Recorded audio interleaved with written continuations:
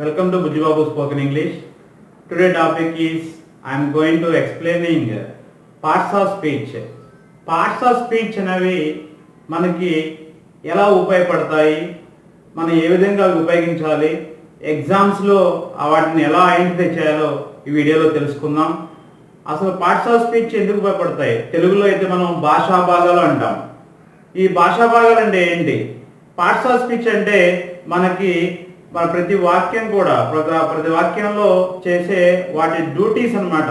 అంటే లాంగ్వేజ్లో భాషలో ఇది పట్టు సాధించాలంటే మనకి పార్ట్స్ ఆఫ్ స్పీచ్ అనేవి ఎంతో బాగా ఉపయోగపడతాయి. అవి మనం కొంచెం అబ్జర్వ్ చేసినట్టయితే అవి మన ప్రతి లాంగ్వేజ్లో కూడా ఉంటాయి, ప్రతి భాషలో కూడా మనకి ఇవి ఖచ్చితంగా ఉంటాయి. అవి ఎలా ఉపయోగపడతాయంటే చాలా సింపుల్గా చెప్పుకోవడం. చిన్న ఎగ్జాంపుల్ ఏంటంటే మనకి ఒక రాజ్యంలో రాజు అండ్ అక్కడ ఉన్న మినిస్టర్స్ కావచ్చు, మంత్రులు కావచ్చు, తర్వాత అక్కడ ఉన్న సైనికులు కావచ్చు, ఎవరి డ్యూటీ వాళ్ళు సక్రమంగా చేస్తే ఎంత బాగా ఆ రాజ్యం సుభిక్షంగా ఉంటుందో, ఇక్కడ ఇంగ్లీష్ లాంగ్వేజ్లో కూడా ఇక్కడ ఉన్న పార్ట్స్ ఆఫ్ స్పీచ్ మనం నేర్చుకుంటే అవి కూడా వాటి డ్యూటీస్ ఏంటి, ఇక్కడ ఉన్నటువంటి పార్ట్స్ ఆఫ్ స్పీచ్ ఎలా నేర్చుకోవాలి, అవి వాటి డ్యూటీస్ కనుక అంటే మేబీ వాటిని మనం బాగా నేర్చుకొని వాటిని బాగా అబ్జర్వ్ చేసి అది మనం నేర్చుకుంటే లాంగ్వేజ్లో పట్టు సాధించగలం. ఖచ్చితంగా ఇంగ్లీష్ లాంగ్వేజ్లో కమాండ్ రావాలంటే ఈ టాపిక్ చాలా ఎంతైనా అవసరం. నాకైతే తెలిసి టెన్సెస్ వాయిస్ తర్వాత ఇదే మెయిన్ ముఖ్యమైన టాపిక్ ఇది. ఈ పార్ట్స్ ఆఫ్ స్పీచ్ ఏమేమి ఉంటాయంటే ఫస్ట్ ఆఫ్ ఆల్ నౌన్ అంటే నామవాచకం, ప్రొనౌన్ అంటే సర్వనామం, వెర్బ్ అంటే క్రియ, అండ్ యాడ్వర్బ్ అంటే క్రియ విశేషణం, యాడ్జెక్టివ్ అంటే విశేషణం. తర్వాత వచ్చేసరికి ప్రిపోజిషన్ అంటే విభక్తి అంటాం తెలుగులో. తర్వాత నెక్స్ట్ వచ్చేసరికి కంజంక్షన్ అంటే సముచ్చయం అంటాం.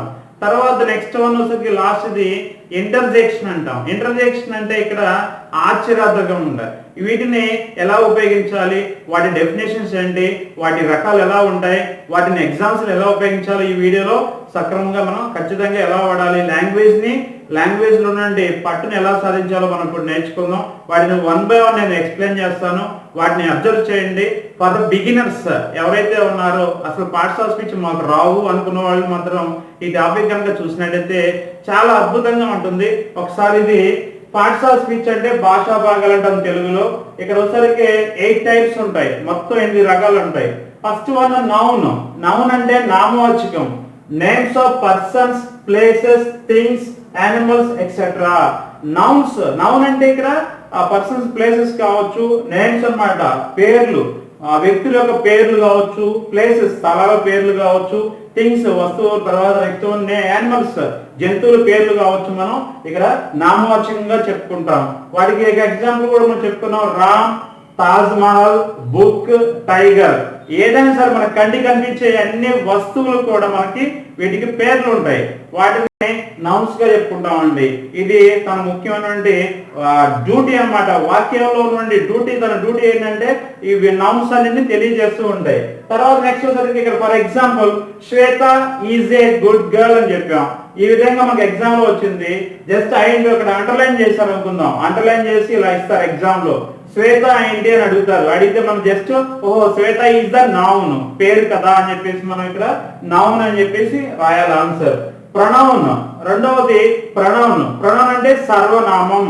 Instead of noun is called అక్కడ ప్రొనౌన్ గా చెప్పుకుంటాం.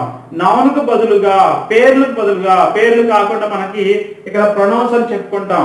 I, we, you, he, she, it, తర్వాత నెక్స్ట్ వన్ దే, తర్వాత myself, himself, herself, తర్వాత దెమ్ సెల్ఫ్, ఎవర్ సెల్ఫ్. ఈ విధంగా మనకి ప్రొనౌన్స్ ఉంటాయి.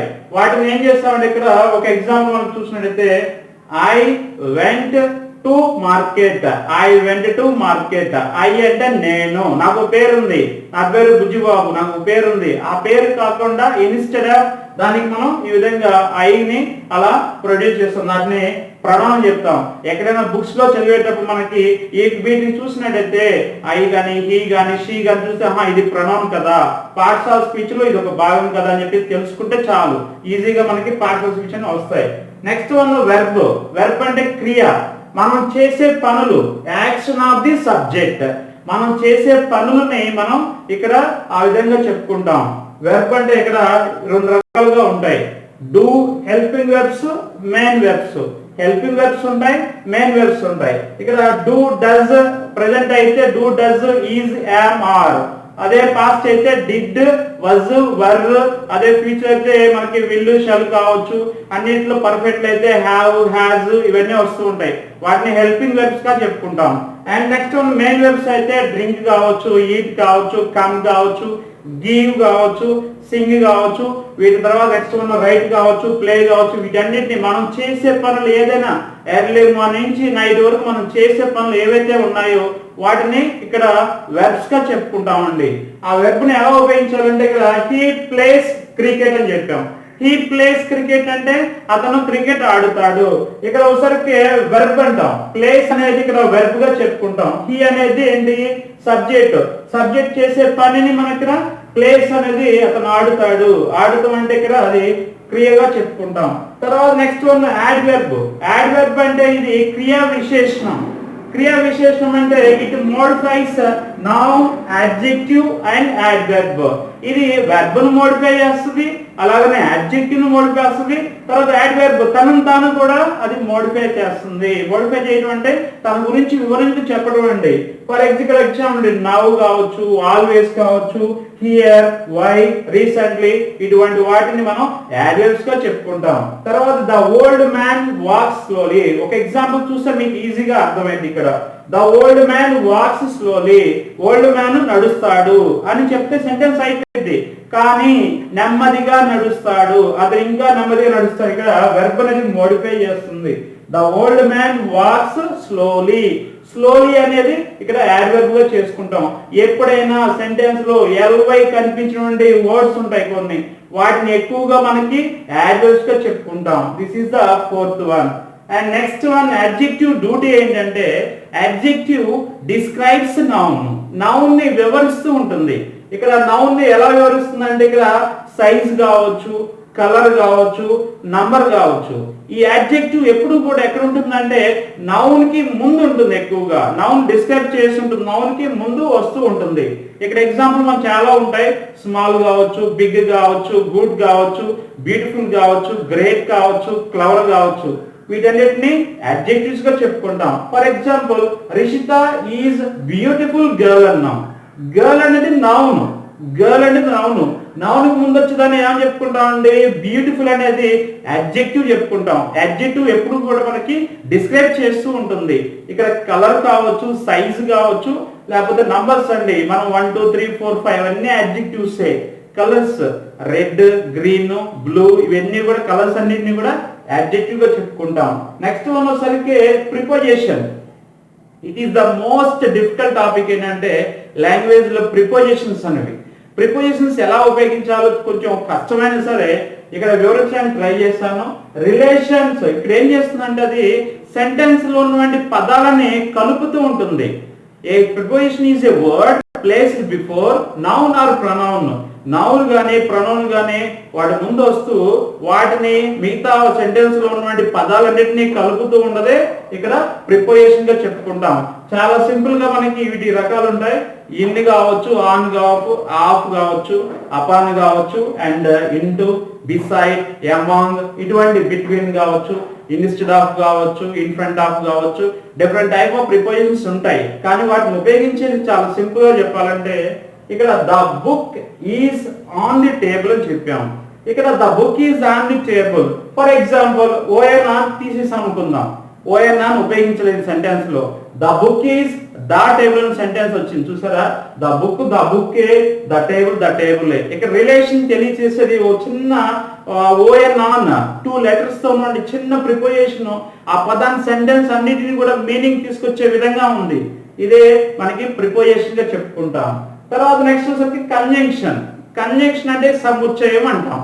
ఇది ఏం చేస్తుందంటే it connects the words, sentences, phrases, clauses. Sentence కలుపుతుంది, పదాలను కలుపుతుంది అండ్ నెక్స్ట్ వన్ మనకి ప్రైజెస్ కూడా కలుపుతూ ఉంటుంది. వాక్యం నుండి పదాలను ఎలా కలుపుతుందంటే అండ్ కావచ్చు, ఓఆర్ఆర్ కావచ్చు, ఎస్ఓ కావచ్చు, that, if, unless, at, but this type of words ఉంటాయి మనకి. ప్రణిత స్టూడ్ గోకుల్ అండ్ రుద్విక్ అని చెప్పాం. ప్రణిత నిలబడి ఉంది, ఎవరిద్దరి మధ్యలో అంటే ఇక్కడ గోకుల్ అండ్ రుద్విక్. గోకుల్ అండ్ రుద్విక్ మధ్యలో నిలబడి ఉంది. ఏ అండ్ ఎండ్ అనేది conjunction. And next one interjection. Interjections అంటే తెలిసినవి మనకి ఎక్కువగా ఆశ్చర్యార్థకం. ఏ సందర్భంలో కొన్ని అక్కడ ఆశ్చర్యంగా ఫీల్ అవుతాం. It shows the our emotions, our joyful things కావచ్చు అండ్ సర్ప్రైజ్ కావచ్చు, మన ఫీలింగ్స్ కావచ్చు, వాటిని ఇంటర్జెక్షన్స్ గా మనం పిలుచుకుంటూ ఉంటాం. వీటిలో oh, wow, hurry up and next one oh my God, oops and ouch. These type of words are there. In English there are మనకి ఆశ్చర్యకరమైన విషయాలు ఏమైనా జరిగితే అవి బ్యాడ్ కావచ్చు, గుడ్ కావచ్చు, మనకి ఏమైనా సర్ప్రైజ్ కావచ్చు, అవన్నిటిని కూడా మనం ఎక్స్ప్రెస్ చేయాలంటే ఆశ్చర్యాలు ఉంటాయి. వీటిని మనకి ఇక్కడ ఏదైతే చెప్తున్నాం మనకి. For example, oh my god I lost my bag. Oh my God, I lost my bag. Oh my God అనేది మనకి ఎక్స్ప్రెషన్ అది ఎక్కడ ఉన్నట్టు దాన్ని మనకి ఇక్కడ ఓ మై గాడ్ అని ఇచ్చాడు అనుకోండి ఇంటర్జెక్షన్. ఈ విధంగా పార్ట్స్ ఆఫ్ స్పీచ్ అనేవి చాలా చక్కగా మీరు నేర్చుకోవచ్చు. వన్ బై వన్ కాన్సన్ట్రేట్ చేసినట్టయితే ఏ ఎగ్జామ్లో అయినా సరికి పార్ట్స్ ఆఫ్ స్పీచ్ అనేవి మనకి ఇస్తూ ఉంటారు. ఆ పార్ట్స్ ఆఫ్ స్పీచ్ ఐడెంటిఫై చేయాలంటే which is the noun, pronoun, verb, adverb, వీటిని ఎలా ఐడెంటిఫై చేయాలి ఆ డెఫినేషన్ చెప్పుకుందాం.